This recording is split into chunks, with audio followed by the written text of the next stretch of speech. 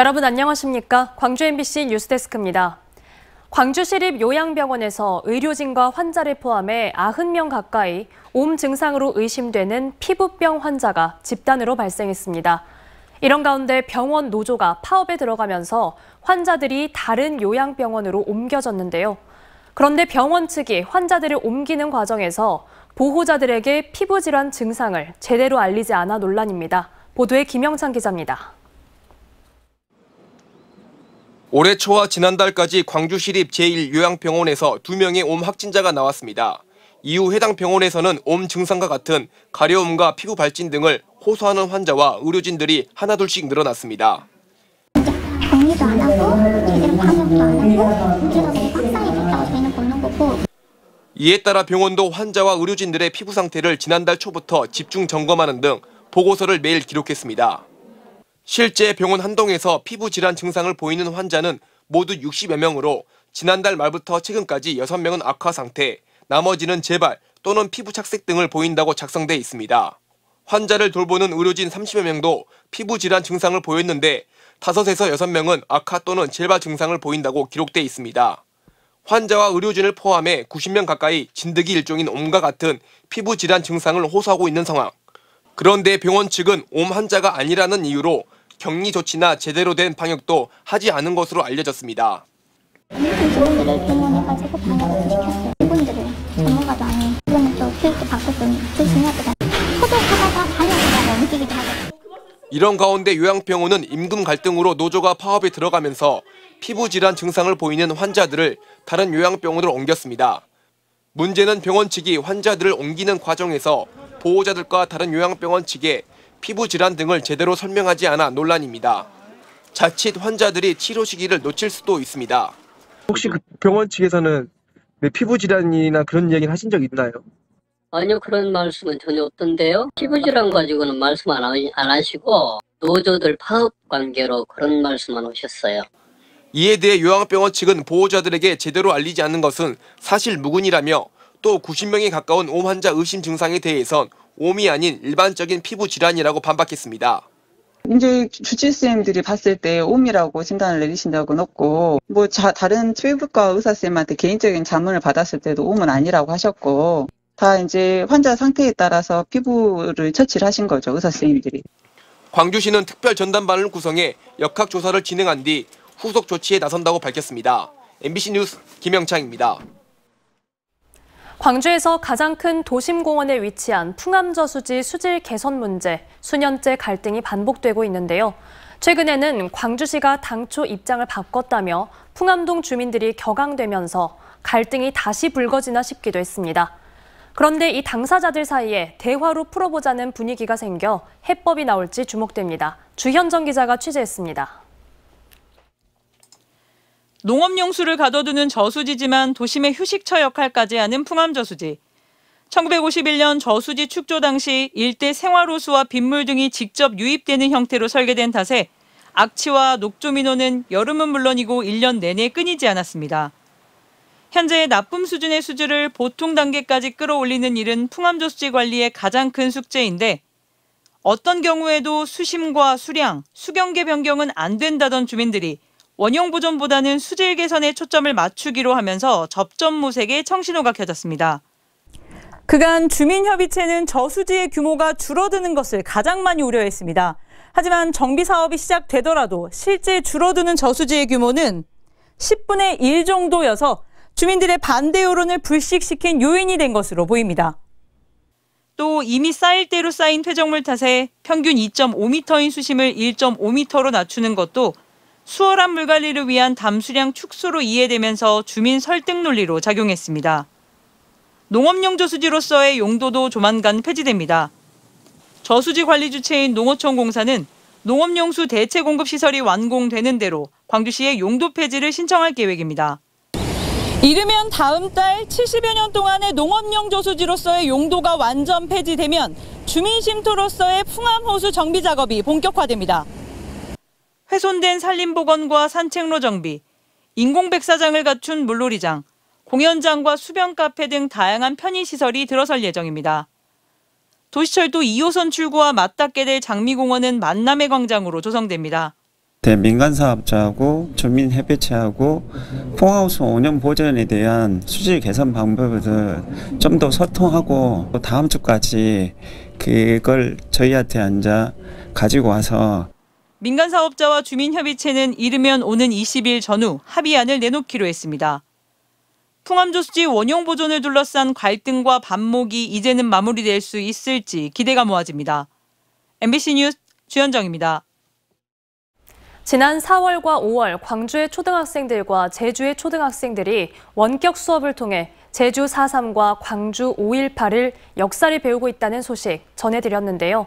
광주 학생들이 원격 수업에 그치지 않고 직접 제주를 찾아 역사적 비극의 현장을 돌며 4.3을 배우는 시간을 가졌습니다.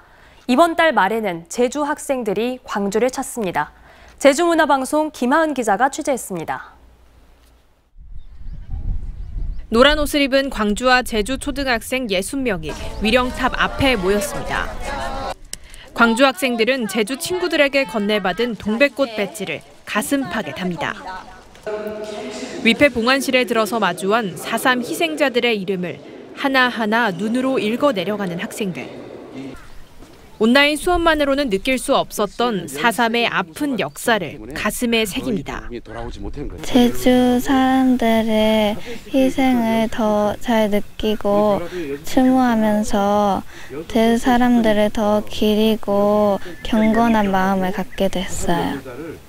지난해 7월부터 제주 4.3과 5.18 민주화운동의 교육 교류를 이어오고 있는 광주와 제주.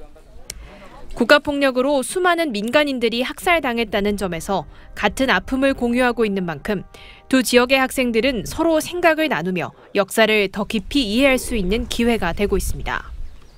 처음엔 잘 몰랐는데 배우면서 자세히 더 알게 되었고 광주 30일 날 가면 그날에는 더 자세히 알고 친구들이랑도 더 광주 5.18 사건 그거에 대한 이야기를 좀 같이 나누고 싶습니다.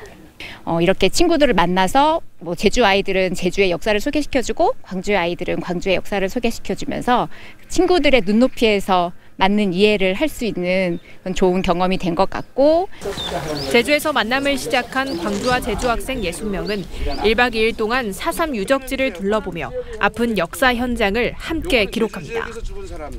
오는 30일에는 제주 지역 학생들이 전두환 군부 독재 시절 계엄군의 총탄에 맞서 싸운 5.18 민주화 운동의 현장을 찾아 교류를 이어갈 예정입니다. MBC 뉴스 김하은입니다. 재심 무죄 판결로 억울한 옥살이였다는 걸 인정받았지만 그로 인한 형사 보상금이 지급되지 않아 여순 사건 유족들이 고통을 호소하고 있습니다.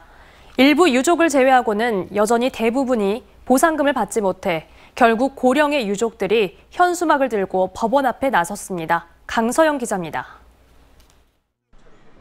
광주지방법원 순천지원 앞. 여순 사건 피해 유족이자 대전 골령골 학살 사건의 피해 유족인 고령의 어르신들이 현수막을 들고 섰습니다. 피해자들의 형제와 부모는 1949년 여수 14연대 반란군에 동조했다는 등의 누명을 쓰고 대전 형무소에 투옥됐습니다. 그리고 대전 형무소 재소자들이 군경에 의해 집단 학살당하는 골령골 학살 사건이 일어났습니다. 그렇게 유족들은 부모와 형제를 잃었습니다. 그래서 세상에 말도 못하고 얼마나 억울한 아버지가 그때 한 33살인가 그때 잡았을 거예요. 32살인가. 어렵게 살았지. 그때는 막 꼰따가면 뭐 취직도 안 되고. 희생자들을 죽음으로 이끈 억울한 옥살이. 법원은 지난 2021년 유족들의 형제와 부모가 여순 사건 발발 상황에서 억울하게 유죄 판결을 받아 투옥된 사실을 인정하며 재심을 통해 무죄를 선고했습니다.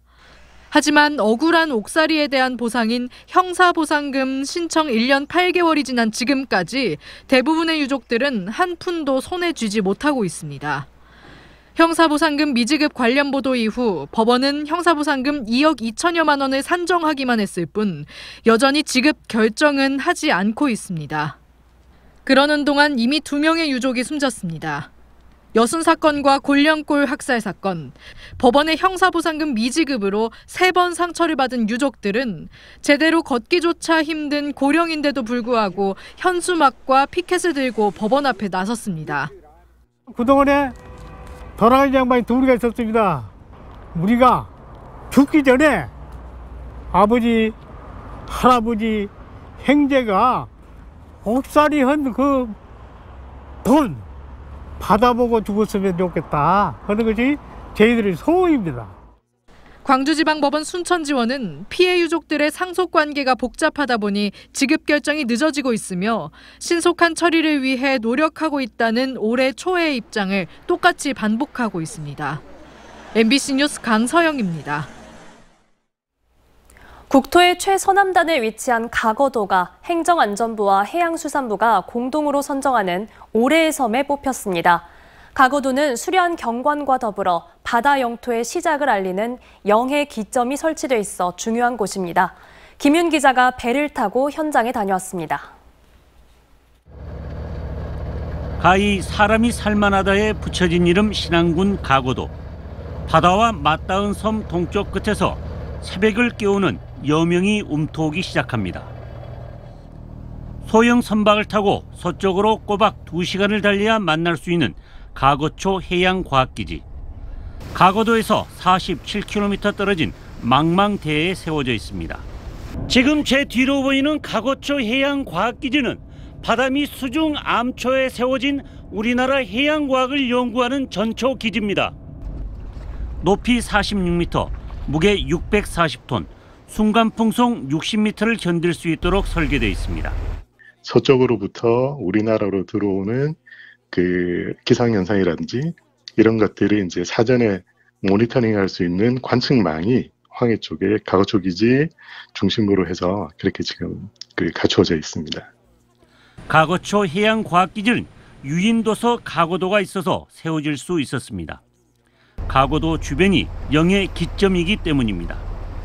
경주 첨성대를 번떠서 만든 암초 위의 구조물이 우리나라 바다 영토의 시작과 끝을 알리는 영해 기점 표시입니다.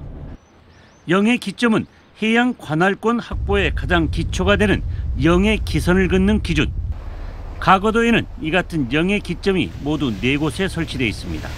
관광객들을 보고 이것 보고 뭐라고 묻고 그러지 않습니까 혹시? 예, 많이들 여쭤보시는데요. 그래서 제가 설명을 잘 해드리고 여기에 오신 분들은 애국자라고 말씀합니다.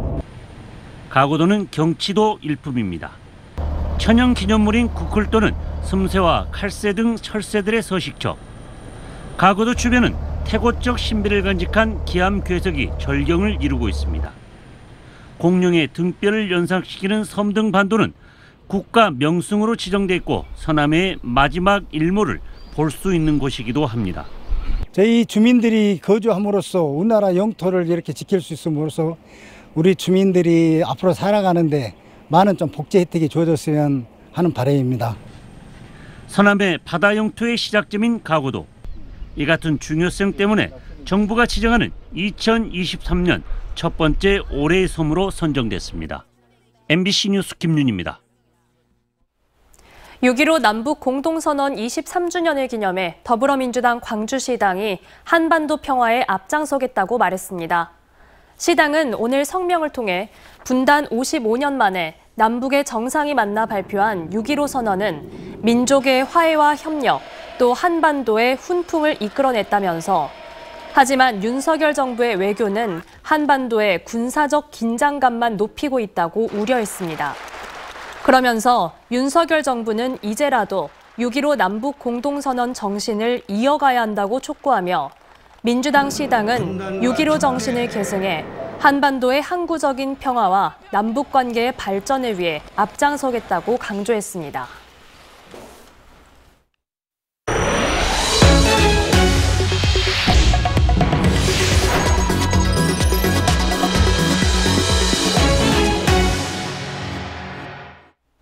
신안군의 반월 박지도는 섬 전체가 보라색으로 뒤덮여 있어 퍼플섬이라고 불립니다. 그룹 BTS의 상징색이 보라색이다 보니 퍼플섬 어르신들도 BTS의 열혈 팬이 됐는데요. 어르신들이 BTS 데뷔 10주년을 축하했습니다. 서희령 기자가 전해드립니다. 섬마을 전체가 보라색으로 물들었습니다. 섬에 활짝 핀 꽃도 마을 지붕도 모두 보라색. 그래서 전남 신안군 반월 박지도는 퍼플섬이라고 불립니다. 퍼플섬에선 보라색 옷을 입거나 장신구를 착용하면 무료 입장이 가능합니다. 최근에는 BTS 팬클럽 아미의 퍼플섬 방문도 이어지고 있습니다. BTS의 상징색이 보라색이고 섬 곳곳에 BTS와 관련된 조형물이 있기 때문입니다. I Purple You, BTS 멤버인 뷔가 만든 신조어이자 유행어입니다. As a BTS fan, I find this enjoyable and I think it's pretty exciting how like everything's like purple and I think it brightens up the island and like makes it a lot prettier as well. BTS 효과를 톡톡히 본 퍼플섬 어르신들은 더욱 BTS의 열성 팬이 되기도 했습니다.